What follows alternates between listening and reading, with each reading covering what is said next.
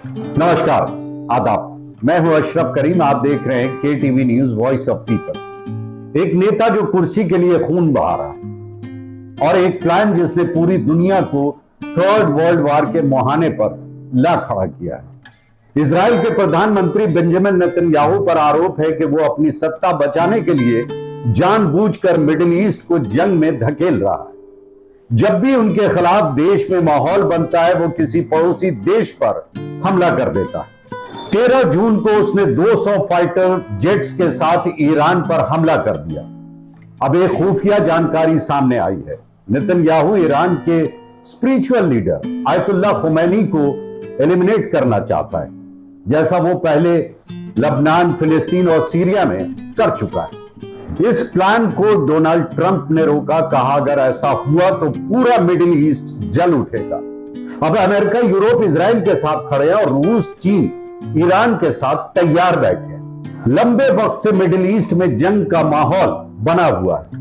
हर 2-4 महीने में लगता है कि अब युद्ध रुक जाएगा, अब बातचीत से हल निकल जाएगा। लेकिन जैसे ही नेतन्याहू के सरकार पर खतरा आता है, अचानक युद्ध की आग भड़क उठती है। नेतन्याहू पर आरोप है कि वो अपने सियासी अस्तित्व को बचाने के लिए मिडिल ईस्ट को एक जंग का मैदान बनाए रखना चाहता है, क्योंकि जिस दिन जंग थमेगी, नेतन्याहू की सत्ता भी डगमगा जाएगी। और सिर्फ सत्ता नहीं, जानकारों के मुताबिक नेतन्याहू पर गंभीर भ्रष्टाचार और मानवाधिकार उल्लंघन के केस भी है, जिसकी वजह से उसको जेल भी जाना पड़ सकता है। इतिहास गवाह है, जब भी इजराइल में नेतन्याहू के खिलाफ माहौल बनता है, वो एक नया मोर्चा खोल देता है। आपको याद होगा, जब इजराइल में बड़े पैमाने पर विरोध प्रदर्शन चल रहे थे, कोर्ट में केस चल रहा था नेतन्याहू के खिलाफ, तभी अचानक हमास का हमला हुआ। इजराइल में घुसपैठ हुई, इजरायलियों को हमास के लड़ाके बंधक बनाकर ले गए। तो एक बड़ा सवाल यह उठा कि इजराइल की हाईटेक डिफेंस सिस्टम उस दिन क्यों फेल हो गई? खुफिया एजेंसियां कहां सो रही? अब इस पूरे घटनाक्रम में एक नया मोड़ आया। 13 जून 2025 को इजराइल ने ईरान पर सीधा हमला कर दिया। 200 फाइटर जेट्स के साथ दावा किया गया कि ईरान के परमाणु ठिकानों को तबाह कर दिया गया। अमेरिका ने पहले समर्थन दिया, लेकिन जैसे ही ईरान ने पलटवार किया, अमेरिका ने हाथ झाड़ लिया, बयान दिया हम इस ऑपरेशन में शामिल नहीं थे। लेकिन सवाल यह है कि हथियार अमेरिका के, तकनीक अमेरिका की, फंडिंग अमेरिका की, तो फिर अमेरिका कैसे अलग हो सकता है? अब एक और सनसनीखेज खुलासा सामने आया है। सूत्रों के मुताबिक नेतन्याहू की योजना थी ईरान के सर्वोच्च धार्मिक नेता आयतुल्लाह अली खुमैनी को एलिमिनेट करने की। यानी पूरी प्लानिंग थी कि एक देश के स्पिरिचुअल हेड को खत्म कर दिया जाए। यह कोई पहली बार नहीं होता। लेबनान में भी नेतन्याहू के आदेश पर वहां के टॉप लीडर्स को टारगेट करके मारा गया। सीरिया में भी इसी तरह का ऑपरेशन चलाया गया और फिलिस्तीन में तो हुआ ही।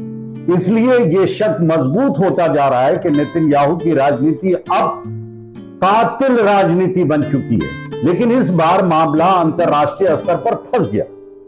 सूत्रों का कहना है कि जब नेतन्याहू ने ईरान के धार्मिक नेता को मारने की योजना रखी, तो उसे अमेरिका के राष्ट्रपति डोनाल्ड ट्रंप ने रोक दिया। उन्होंने साफ कह दिया अगर ऐसा किया गया तो पूरा मिडिल ईस्ट धधक उठेगा और अमेरिका इसमें नहीं कूदेगा। अब नई खबर यह है कि अगर यह जंग आगे बढ़ती है तो अमेरिका और यूरोप इजराइल के साथ खुलकर खड़े होंगे और दूसरी तरफ ईरान के साथ रूस और चीन तैयार है।